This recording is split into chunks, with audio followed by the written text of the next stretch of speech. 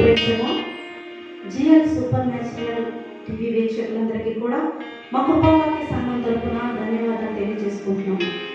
ఈరోజు దేవుని యొక్క కృపావాక్యం మేము ముందుకు పంచుకోవడానికి దేవుడు నాకు ఇచ్చిన అవకాశాన్ని బట్టి దేవుడికి కృతజ్ఞతాస్తుతులు చూపిస్తున్నాం. ముందుగా దేవుని లేఖన భాగంలో చూసుకుందాం.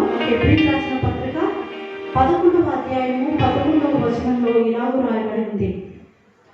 విశ్వాసమును బట్టి సారాయు వాగ్దానం చేసిన వాడు నమ్మదగిన వాడని ఎంచుకొనెను గనుక తాను వయసు గతించినదైనను గర్భము ధరించుటకు శక్తి పొందెను అని రాయబడింది. దేవుని స్తోత్రం కలుగుగాక.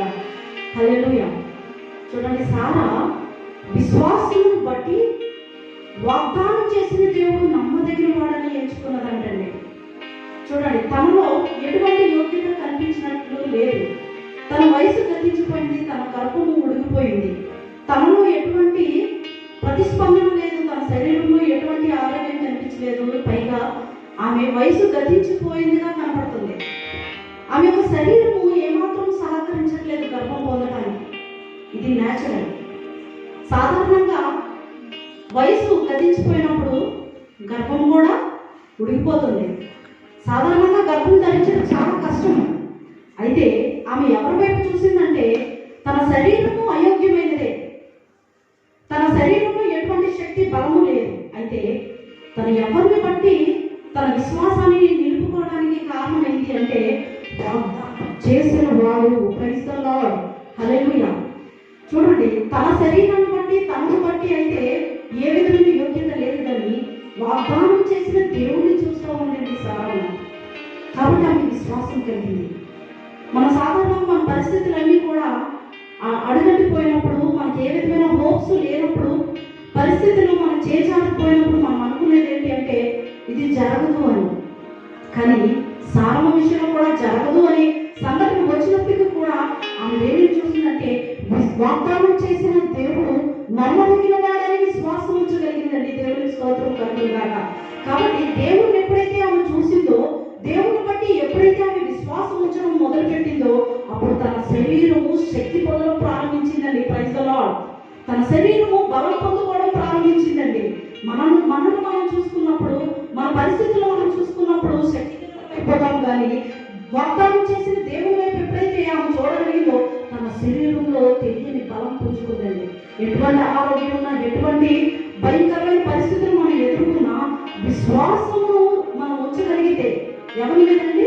దేవుడి మీద, వాగ్దానం చేసిన వారి మీద విశ్వాసం ఉంచినట్టయితే మన జీవితంలో మనం సారాగల అద్భుతాన్ని పొందుకోగలుగుతామండి. మనం చూసుకున్నప్పుడు ఎటువంటి అద్భుతాన్ని మనం పొందుకోలేము. పరిస్థితులన్నీ మనకు చేజారిపోతాయి. పరిస్థితులన్నీ, సమస్యలన్నీ మనం చుట్టుముట్టినప్పుడు మనం కృంగిపోతాం, చేతకాని వారుగా మారిపోతూ ఉంటాం. కాబట్టి ఈరోజు దేవుడు వాక్యాన్ని బట్టి మిమ్మల్ని బలపరుస్తూ ఉన్నాను. నిన్ను నువ్వు చూసుకోవద్దు. ఈ పరిస్థితి చేజారిపోయినప్పుడు, ఎటువంటి అయోగ్యత నీకు కనపడలేనప్పుడు, ఎటువంటి యోగ్యత నీలో లేనప్పుడు నువ్వు ఎవరిని చూడాలి అంటే దేవుడిని చూడాలి. దేవుడిని చూసినప్పుడు నీకు విశ్వాసం కలుగుతుంది. నిన్ను నువ్వు చూసుకున్నప్పుడు విశ్వాసం కలగదు, కానీ ఇంకా కృంగిపోతావు, ఇంకా చేజారిపోతుంది నీ పరిస్థితి, ఇంకా ఏమీ నువ్వు పొందుకోలేని పరిస్థితిలో నువ్వు వెళ్ళిపోతావు. చూడండి, తన శరీరంలో శక్తిని పొందుకుందంట దేవుడిని చూసినప్పుడు, తన శరీరంలో బలాన్ని పొందుకుందంట దేవుడిని చూసినప్పుడు. ఈరోజు నువ్వు ప్రియ దేవుని బిడ్డ, ఏ అనారోగ్య పరిస్థితిలో నువ్వు ఉన్నావో తెలియదు. డాక్టర్లు నీ పరిస్థితి చేజారిపోతుందని చెప్పారో నాకు తెలియదు. నీ రిపోర్ట్లన్నీ నార్మల్గా లేవేమో. ఈరోజు దేవుని వాక్యాన్ని బట్టి దేవుడు నమ్మదగిన దేవుడని నువ్వు చూసినప్పుడు, ఆ దేవుడు శక్తివంతుడని నువ్వు నమ్మినప్పుడు నీ విశ్వాసాన్ని బట్టి నీ శరీరంలో నీకు తెలియని బలంలో నీ శరీరంలోనికి బయలుదేరుతుంది. నీ శరీరంలో ఇమ్యూనిటీ పవర్ని దేవుడు పెంచడం ప్రారంభిస్తాడు. చూడండి, పరిస్థితులు బాగోలేవు, ఎక్కడ చూసినా అంటు రోగాలు, భయంకరమైనటువంటి రోగాలు మరి బయట కలుగుతూ ఉన్నాయండి. మన శరీరంలో దేవుడు తన యొక్క శక్తి నుంచి రోగ నిరోధక శక్తి అనేది దేవుడు మనలో పెంపొందించిన దాకా. ఎందుకంటే వాగ్దానం చేసిన దేవుడు మన శరీరంలో గొప్ప ఆరోగ్య పరిస్థితిని కలుగు చేయగలడండి. చూడండి, గర్భము ఉడికిపోయినప్పటికీ కూడా సారమ్మ గర్భఫలం పొందుకోవడానికి శక్తిని పొందిందంటే ఎవరిని బట్టండి ఆ శక్తి పొందింది అంటే వాగ్దానం చేసిన దేవుడు. వాగ్దానం చేసిన దేవుడి గురించి తెలుసుకుందండి, తన గురించి తను తెలుసుకుంది. చూడండి, మనం చాలాసార్లు ఈ పాపం చేస్తాం, ఆ పాపం చేస్తామని మన కోసం మనం వింటూ ఉంటాం. బోధిస్తుంది. ధర్మశాస్త్రం ఏం బోధిస్తుంది అంటే నీలో పాపం ఉందని బోధిస్తుంది. నువ్వు పాపమని బోధిస్తుంది, నీలో ఎక్కడెక్కడో పాపం ఉంది గుర్తించమనే చెప్తుంది. అయితే మనలో పాపం ఉంది, శాపం ఉంది, రోగం ఉందని గుర్తించడం ద్వారా మనకు ప్రయోజనం లేదు. కానీ ఆ పాపాన్ని తీసివేసే దేవుని గురించి నువ్వు తెలుసుకోవడం ద్వారా నీకు ప్రయోజనం కలుగుతుందని ఈరోజు దేవుని వాక్యాన్ని బట్టి నీకు ప్రకటన చేస్తూ ఉన్నాను. దేవునికి మహిమ కలుగును కాక. అందుకని రోమీయులకు రాసిన పత్రిక 10:17 వచనంలో ఏమి రాయబడి ఉంది అంటే, వినుట వల్ల విశ్వాసము కలుగును, వినుట క్రీస్తుని గురించిన మాట వలన కలుగును అనే మాట రాయబడి ఉందండి. ఎంత గొప్ప మాట చూడండి. మనం ఎప్పుడు దేనికోసం వింటామంటే, ఇదిగో రోగం యొక్క రిపోర్ట్, కరోనా వైరస్ కోసం రిపోర్ట్, రకరకాల రోగాల కోసం రిపోర్ట్ వింటూ ఉంటాము. ఆ రిపోర్ట్లు మన శరీరంలో రోగాలు పెంచుతుందండి. కానీ నువ్వు వినేది క్రీస్తుని గురించి మాట అయితే దేవుడి మీద విశ్వాసం కలుగుతుంది. ప్రియ దేవుని సహోదరి, దేవుడి మీద విశ్వాసం కలగాలంటే నువ్వు క్రీస్తుని గురించి వినడం ప్రారంభించు.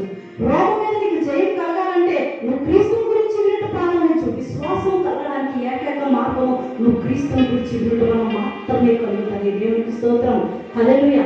ఇది ఏదేదో వింటామండి. నువ్వు పాపం చేసావు కాబట్టే ఈ రోగం వచ్చింది, లేకపోతే నీలో ఫలానా రోగం ఉంది కాబట్టి నువ్వు చనిపోతావు, లేకపోతే నీ శరీరం ఎప్పటికీ బాగుపడుతుంది, నువ్వు ఈ రోగంలో నుంచి బయటపడవు అని రిపోర్ట్స్ చెప్తాయండి. కానీ దేవుడు ఏం చెప్తాడంటే, అది ఎటువంటి రోగమైనా, అది ఎటువంటి పరిస్థితి అయినా నువ్వు బాగుపడడానికి ఎటువంటి అవకాశం లేదన్నా నా యేసుక్రీస్తు ప్రభువు దాని నుంచి విడుదల పొందించే దేవుడని నువ్వు నమ్మడం ప్రారంభించినట్లయితే నువ్వు ఆటోమేటిక్గా శక్తి పొందుతావు. సారమ్మ వయసు గతించిపోయినా శక్తి పొందగలిగింది. ఈరోజు డాక్టర్లు ఏమి చేయలేము, ఈ రోగం నయం కాదు అన్నప్పటికీ కూడా నువ్వు బాగుపడతావు. ఎవరిని బట్టి అంటే నీ రోగం కోసం దెబ్బలు పొందినటువంటి క్రీస్తుని బట్టి. దేవునికి స్తోత్రం, హల్లెలూయా. ఆయన దెబ్బల వల్ల మనకి ఆరోగ్యం ఉందంటండి. ఆ క్రీస్తుని గురించి నువ్వు విన్నట్టయితే నీకు సర్వ రోగాల నుంచి నివారణ కలుగుతుందని ఈరోజు యేసు పేరిట నేను ప్రకటన చేస్తూ ఉన్నాను. ప్రైజ్ ది లార్డ్, హల్లెలూయా. ఇంకొక మాట కూడా రాయబడి ఉందండి. గలతీ రాసిన పత్రిక 3:11 ఏముందంటే, ధర్మశాస్త్రము మనల గురించి లేకపోతే మనలో ఉన్న పాపం గురించి బోధిస్తుందంట. నీలో ఉన్న పాపం ఇది, నువ్వు ఇది చేయకూడదు, అది చేయకూడదు అని చెప్తుంది. కానీ నీ పాపానికి ప్రాయశ్చిత్తం కలిగేయదు. ఎందుకంటే ధర్మశాస్త్రము విశ్వాస సంబంధమైనది కాదని గలతీ రాసిన పత్రికలో రాయబడిందండి. విశ్వాస సంబంధమైనది కాదు. మరి విశ్వాసము సంబంధించింది కానప్పుడు నీకు విశ్వాసం ఎలా కలుగుతుంది? విశ్వాసం లేకపోతే ఎలా నీకు ఆరోగ్యం కలుగుతుంది?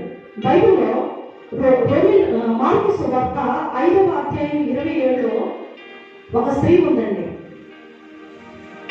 ఆమె రక్తస్రావంతో 12 సంవత్సరాలు బాధపడుతుంది. ఆమె పరిస్థితి చేజారిపోయింది. ఎంతో మంది వైద్యుల చేత తిప్పబడుతూ ఉంది. ఆమె శరీరంలో ఏమాత్రము రోగం బాధపడినట్టుగా లేదు, ఏమాత్రము స్వస్థత లేదు. డబ్బులు ఖర్చు పెట్టుకుంది, ఇంకా డబ్బు ఏ విధంగా బాగుపడడానికి ఆస్కారం లేదనుకుంది. అదే సమయంలో ఆమె వినిన మాట ఏంటో తెలుసా? ఇంతవరకు డాక్టర్లు వైద్యులు ఏం చెప్పారంటే, ఇంకా నువ్వు బాగుపడవమ్మా, నీ డబ్బులు అంతా ఖర్చు అయింది, ఇంకా నువ్వు బాగుపడవు, ఇంకే విధంగా కూడా నీకు ఆస్కారం లేదని చెప్పారు. అయితే ఇంతవరకు ఆమె విన్న వార్తలను బట్టి కృంగిపోయిందేమో, కానీ చివరిగా ఆమె విన్న మాటలు ఏంటంటే క్రీస్తుని గురించి విన్నదండి. ఆమె యేసుని గురించి చూడండి, మార్కు సువార్త 5:27లో రాయబడింది. ఆమె యేసుని గురించి విని, నేను ఆయన వస్త్రము మాత్రమే ముట్టిన బాగుపడతాను అనుకుందంటండి. ప్రైజ్ ది లార్డ్, హల్లెలూయా. అబ్బా, ఈమె అనుకుంది, ఎలా అనుకుందంటే యేసుని గురించి విన్నాడండి. ఇంతవరకు రోగాల గురించి విన్నది. ఆమె జీవితంలో ఏమాత్రం విశ్వాసం కలగలేదు.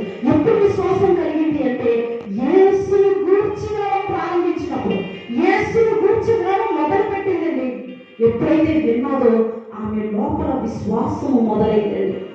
ఎలాంటి విశ్వాసం అంటే ఇదివరకు చరిత్రలో లేదు. యేసు ప్రభు అందరికీ ప్రార్థన చేశాడు, ముట్టి స్వస్థపరిచాడు. ఆయన నేరుగా నుండి ముట్టి స్వస్థపరిచాడు.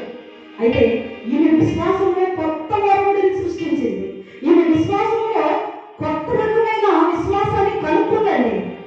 ఎలా అంటే విన్న విశ్వాసంలో పనిచేస్తుందండి. ఆయన విశ్వాసాన్ని కర్త, దానిని కొనసాగించేవాడే ఉన్నాడంట. చూడండి, విశ్వాసం అనేది మనం మలిచినప్పుడు దాన్ని దేవుడు కొనసాగిస్తాడు. ఆమె విశ్వాసం కలిగింది, యేసు నన్ను స్వస్థపరుస్తాడు అని. యేసు గురించి వినింది, ఎటువంటి రోగమైనా ఆయన దగ్గర బాగుపడుతుందని. అయితే ఈమె విశ్వాసం కొంచెం ముందుకు రావడం ప్రారంభించింది. అది ఎలాగంటే ఇదివరకు ఎవరు వస్త్రం చెంది ముట్టి బాగుపడలేదు. ఈమె కొత్త వరాన్ని సృష్టించడం మొదలుపెట్టింది. ఎలాగంటే యేసు ప్రభు వస్త్రాన్ని ముట్టుకుందండి. ముట్టుకుంటే ఆ శరీరంలో నుంచి దేవుని యొక్క ప్రభావం బయట వెళ్ళినట్టుగా చెప్తున్నప్పుడు యేసు ప్రభు వారు ఆమె కోసం అన్న మాట ఏంటంటే, అమ్మ నీ విశ్వాసము గొప్పది. ప్రైజ్ ది లార్డ్, హల్లెలూయా. దేవుడు ఏమంటున్నారన్నా, యేసు ప్రభు నీ విశ్వాసము గొప్పది అని. చూడండి, దేవుడు అంట ప్రతి ఒక్కరిలోనే విశ్వాసం పెడతాడంట. ఆ విశ్వాస పరిమాణాన్ని ఆమె కొలతను పెంచుకుంది, ఆ పరిమాణాన్ని ఆమె పెంచుకుంది. అటువంటి కష్టంలోకి వచ్చింది. ఎప్పుడంటే విన్న తర్వాతే. ఎవరి కోసం విన్నాదండి ఆమె? నువ్వు పాపి అని వినలేదు. సరే, ఆమె పాపి అని పశ్చాత్తాపడలేమో, సరే ఆమె పరిస్థితులు బాగాలేవని బాధపడుతూ కుంగిపోయే పరిస్థితిలో ఆమె హృదయంలో ఒక జీవానికి సంబంధించిన మాట విత్తబడింది. యేసు ప్రభు ఎటువంటి రోగమైనా బాగు చేయగలడు, అతడు సమర్థుడు, అతడు నమ్మదగిన వాడు అని ఆమె హృదయం నమ్మడం ప్రారంభించింది. ఎప్పుడైతే నమ్మడం ప్రారంభించిందో ఆమె శరీరంలో చూడండి స్వస్థతకు సంబంధించిన అభిషేకం పనిచేస్తూ ఉంది. చూడండి, సారమ్మ శరీరంలో ఏం పనిచేసిందంటే శక్తి పనిచేసింది. ఎవరి శక్తి? వాగ్దానం చేసిన వాళ్ళ యొక్క శక్తి. ఈ శరీరంలో ఒక శక్తి పనిచేస్తుంది. ఎవరో యేసుక్రీస్తును కూర్చున్నటువంటి మాట, ఆ మాట ఈమె శరీరంలో పనిచేస్తుంది. ఎప్పుడైతే ఈమె ఎలా అనుకుంది? వస్త్రపు చెంగు. చూడండి, యేసు ప్రభు దగ్గరికి వచ్చిన వాళ్ళందరూ కూడా ఆయన మీద పడుతూ ఉన్నారు. ఎంతమంది ఆయన వస్త్రాలను ముట్టలేదు, ఆయన కూడా ఎంతో మంది ముట్టుకుంటున్నారు. ఎంతో మంది ఆయన మీద పడుతూ ఉన్నారు, ఎంతో మంది ఆయన తాకుతూ ఉన్నారు, ఎంతో మంది రోగులు వచ్చి ఆయన ముడుతూ ఉన్నారు. కానీ ముట్టుకున్న వాళ్ళందరూ బాగుపడలేదండి. నేరుగా యేసు ప్రభు వచ్చి ప్రార్థన చేసి ముట్టినప్పుడే బాగుపడుతున్నారు తప్ప వస్త్రపు చెంగు ఎంతమందికి తగిన వాళ్ళందరూ స్వస్థపడలేదు. ఎందుకంటే వాళ్ళకి అలాంటి విశ్వాసం వరకు లేదు. కానీ ఈమెలో ఉన్న విశ్వాసము చాలా పరిపూర్ణంగా కనబడుతుంది. ఈమె అనుకుంది వస్త్రపు చెంగు ముట్టుకుంటే చాలు అని ఎలాగైతే విశ్వసించిందో ఆమె విశ్వాసాన్ని బట్టి ఆమె శరీరంలో కార్యం జరగడం ప్రారంభమైంది. దీనంతటికీ కారణం ఏంటి అంటే ఆమె యేసుని గురించి వినడమే ప్రథమమైన కారణము. ఆయన యేసుని గురించి వినడమే ఆమె విశ్వాసము, ఆమె లోపల విశ్వాసము వెలకెత్తడానికి కారణమైంది. దేవునికి స్తోత్రం కలుగును గాక, హల్లెలూయా. కాబట్టి మనం విశ్వాసం కలగాలంటే యేసు ప్రభువు గురించి మాత్రమే వింటే చాలు, నీలో విశ్వాసం కలుగుతుంది. అంతేగాని నీలో ఎటువంటి కారణం ఉన్నా, నువ్వు ఎటువంటి అయోగ్యతలు అయినా, ఎలాంటి రోగం కలిగి ఉన్నా కారణాలతో దేవుడికి పని లేదు. దేవుడి యొక్క కృప శక్తి ఉందని మనం తెలుసుకోవాలి. దేవుడికి స్తోత్రాలు, హల్లెలూయా. దేవుడి శక్తివంతుడు, నీ రోగం శక్తివంతుడు శక్తి కాదు. నీ రోగంలో శక్తి లేదు. ఎందుకంటే లోకంలో ఉండడానికంటే నీలో ఉండడానికి శక్తి ఉంది. లోకంలో ఉన్న కరోనా వైరస్ కంటే దేవునికి గొప్ప శక్తి ఉంది. లోకంలో ఉన్న అంటు రోగాల కంటే, లోకంలో ఉన్న రకరకాల జబ్బుల కంటే, క్యాన్సర్ వ్యాధుల కంటే, రక్తస్రావం రోగం కంటే, ఎటువంటి రోగం కంటే దేవుడు శక్తివంతుడు అని మన హృదయం నమ్మగలగాలి. దేవుడికి స్తోత్రం. చూడండి, మన పాపం మీదే మన మీద ధర్మశాస్త్రం ఏం చేస్తుందంటే పాపం ఆరోపిస్తూనే ఉండాలి. ఎప్పుడు నీలో పాపం ఆరోపిస్తూ ఉన్నప్పుడు నువ్వు పాపివి పాపివి పాపివి అని చెప్తున్నప్పుడు పశ్చాత్తాపం మాత్రమే పడగలవు, కానీ దేవుని యొక్క శక్తి పోతలు. నువ్వు క్రీస్తుని గురించి విన్నట్టయితే పశ్చాత్తాపం కాదు, నీలో పవర్ కలుగుతుంది. దేవునికి స్తోత్రం, హల్లెలూయా. పశ్చాత్తాపం పరిశుద్ధాత్మను వేడిస్తాడు. నిజమైన పశ్చాత్తాపం పరిశుద్ధాత్మను కలుగజేస్తాడు. అయితే పరిశుద్ధాత్మతో పనిచేయాలంటే మీరు క్రీస్తుని గురించిన మాట ఉన్నాయి. దేవునికి స్తోత్రం, హల్లెలూయా. అందుకనే ధర్మశాస్త్రము విశ్వాస సంబంధమైనది కాదు. ధర్మశాస్త్రం విశ్వాసాన్ని ఇవ్వదండి. క్రీస్తు మాత్రమే విశ్వాసాన్ని ఇస్తాడు. క్రీస్తు మాత్రమే విశ్వాసాన్ని మనలో పెంపొందించగలుగుతాం. అటువంటి విశ్వాసం ఉంది కాబట్టి సహనమ శక్తిని పొందింది. వయసు గట్టించిపోయినప్పటికీ కూడా తన శరీరంలో తెలియని శక్తి పొందుకుంది. అలాగే ఈ 12 సంవత్సరాలు రక్తస్రావం కలిగిన స్త్రీ కూడా తన శరీరంలో నివారణకారి వ్యాధి ఉన్నప్పటికీ కూడా ఆమె స్వస్థత పొందగలిగింది. Praise the lord, hallelujah. చూడండి, రోమీయులకు రాసిన పత్రిక 10:3 ఈ విధంగా రాయబడి ఉంది. విశ్వసించు ప్రతి వానికి నీతి కలుగుటకై క్రీస్తు ధర్మశాస్త్రమునకు సమాప్తి అయి ఉన్నాడంట. దేవునికి స్తోత్రం, హల్లెలూయా. చూడండి, యేసుక్రీస్తు మనం ఎప్పుడైతే నమ్ముతామో మన నీతి కలుగుతుందండి. ధర్మశాస్త్రము మనలో పాపం చూపిస్తారు, అయితే యేసుక్రీస్తు ప్రభు మీలో నీతిని చూపిస్తున్నారండి. దేవునికి స్తోత్రం. హల్లెలూయా. మనం ఏవైతే మన హృదయంలో మన కోసం మనం భావించుకుంటామో అదే క్రియలు మనలో ప్రతిస్పందిస్తాయి.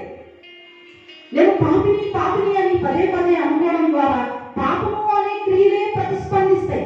అయితే క్రీస్తు నిన్ను నీతిగా చేశాడనే సంగతిని ఈ రోజు నువ్వు తెలుసుకుంటే దేవుని కూడా దేవుని యొక్క నీతి క్రియలు నీ శరీరంలో పనిచేయడం ప్రారంభిస్తాయి. దేవుని యొక్క నీతిని బట్టి నీ శరీరము ఆరోగ్యాన్ని ప్రతిస్పందించగలుగుతుంది. దేవుని స్తోత్రం. హల్లెలూయా. కాబట్టి దేవుడు అంట ధర్మశాస్త్రానికే సమాప్తిగా ఉన్నాడంట. హల్లెలూయా. అలాగే రోమీయులకు రాసిన పత్రిక 4:21 కూడా ఈ విధంగా రాయబడింది, ఆయన వాగ్దానం చేసిన దానిని నెరవేర్చడానికి సమర్థులని రూఢంగా విశ్వసించి విశ్వాసం వలన ఫలము పొందాడు. ఇక్కడ అబ్రహాము గురించి రాయబడిందండి. విశ్వాసం వలన ఫలం కలిగిందంట. ఎవరి మీద విశ్వాసం ఉంది? ఎవరి మీద విశ్వాసము? వాగ్దానం చేసిన దేవుని బట్టి. మనం ఎలాంటి వాళ్ళము మనం తెలిసి ఎప్పుడు మనలో గీత ఉండదు, ఎప్పుడు మనలో యోగ్యత లేదు, మనలో అసలు ఏ విధమైన యోగ్యత లేదు. అయితే యోగ్యత కలుగు చేసే వాళ్ళ వైపు మనం చూడాలి.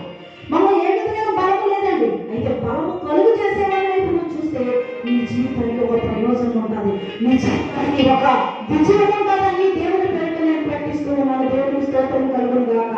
హల్లెలూయా. చూడండి, యేసు గురించి విన్న ఆమె విశ్వాసం కలిగింది.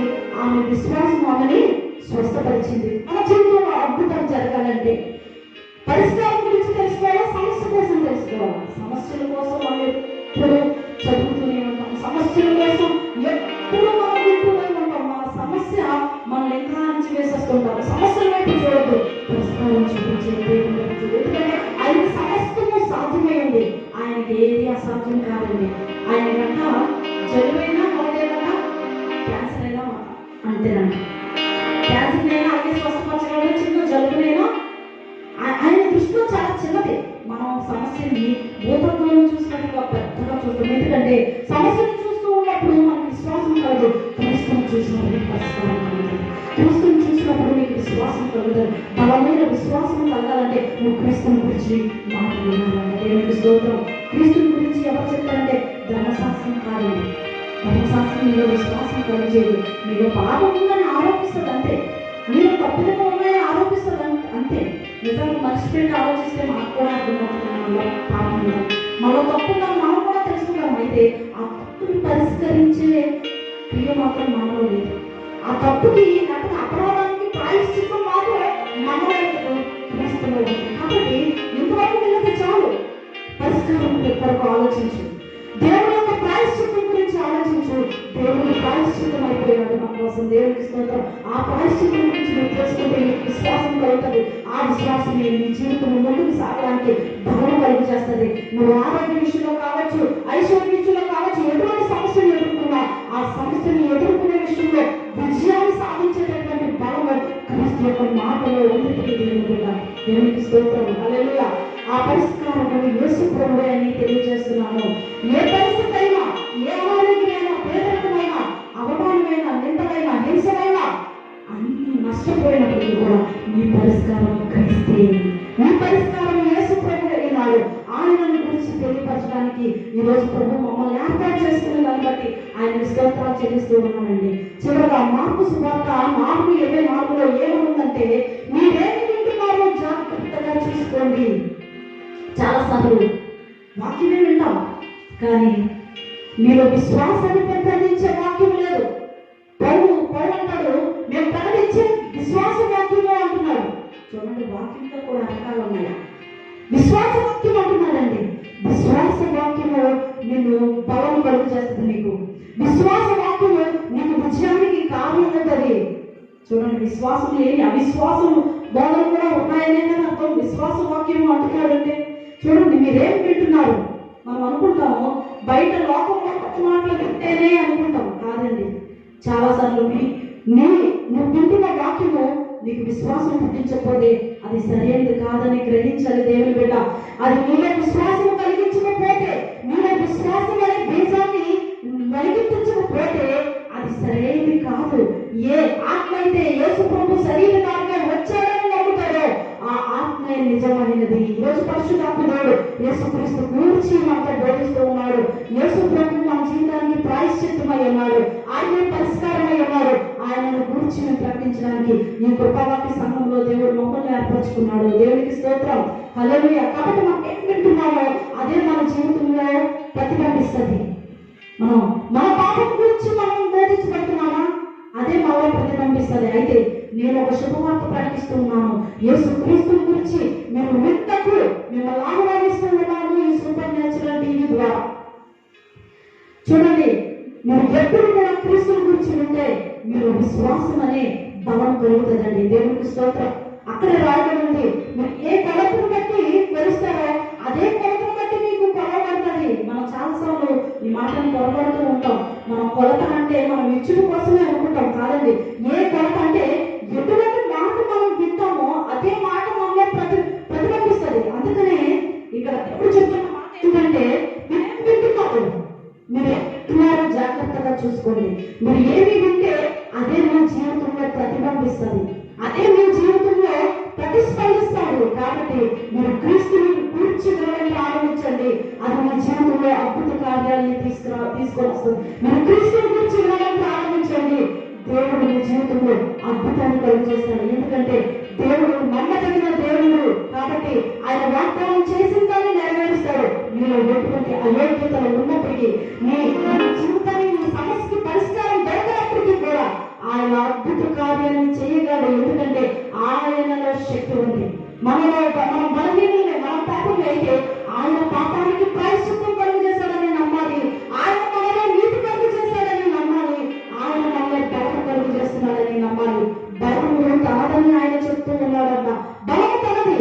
ఆయన బలాన్ని పొందుకోవడానికి నీ అయోగ్యతే నీకున్నటువంటి కేటగిరీ, నీ అయోగ్యతే దేవుడు బలము కలుగు చేసేందుకు కారణమవుతుంది. కాబట్టి ఈ దేవుడు బిడ్డ, దేవుని గురించి నువ్వు భయపడదు, దేవుని గురించి చింతపడదు.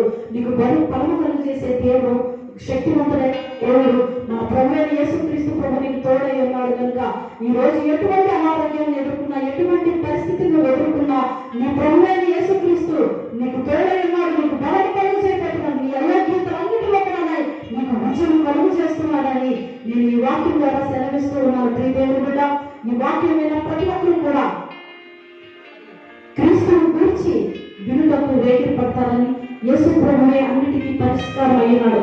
ఆయన మాత్రమే మన జీవితంలో ఎటువంటి అద్భుతాలు చేయడానికైనా సాధ్యము కాగలిగిన దేవుడని ఈరోజు ఈ వాక్యం ద్వారా మీకు తెలియపరుస్తున్నాను. కాబట్టి ఈ వాక్యము మన ఇంటిలో ఫలించిన కాక. మరి కృపావాక్య సంఘం తరపున మరొకసారి టీవీ ప్రేక్షకులందరికీ కూడా ధన్యవాదాలు తెలియజేస్తూ అందరి కొరకు చిన్న ప్రార్థన చేసుకుందాం. అందరూ కళ్ళు మూసుకుందాం. మహాపరిశుద్ధుడైన యేసయ్యా, మీకు స్తోత్రాలు చెల్లిస్తున్నాము. ఈరోజు మీ కృపావాక్యం ద్వారా మాతో మీరు మాట్లాడడానికి మీకు స్తోత్రాలు. విశ్వాసమును బట్టి సారా గర్భము ధరించటకు శక్తి పొందిందయ్యా. ఇదిగో మరి ప్రభా, మేమైతే ఇదిగో తండ్రి విశ్వాసము కలుగుటకు నాయన క్రీస్తు యొక్క మాట మాత్రమే అయ్యా తండ్రి మాకు మార్గం అయ్యున్నది. ఇక ఏది విన్నప్పుడు మాకు విశ్వాసము కలగదు ప్రభా. ధర్మశాస్త్రంలో మాకు విశ్వాసము కలగదు. రక్త సంబంధమైన ఏ మాటలో మాకు విశ్వాసము కలగదయ్యా. నీ మాట మేము విన్నప్పుడే మాకు విశ్వాసము కలుగుతుంది. అలాగే అనేక మంది భక్తులు ప్రభా వారి జీవితాల్లో విజయాన్ని పొందారు. నిన్ను గురించి విని అయ్యా రక్తస్రావం కలిగిన స్త్రీ ప్రభా ఇదిగో అద్భుతమైన స్వస్థత పొందింది ప్రభా. ఇదిగో మా జీవితంలో ఏం కావాలన్నప్పటికీ ప్రభా నిన్ను గురించిన మాట ఇదిగో తండ్రి మమ్మల్ని విశ్వాసంలో నడిపించి మా ప్రతి పరిస్థితుల్లో విజయంలో కలుగు చేస్తుందని నమ్ముతూ మహిమ ఘనత ప్రభావం మీకే ఆరోపిస్తూ యేసయ్య పరిశుద్ధ నామములో అడిగి వేడుకొంచున్నాం తండ్రి. ఆమేన్.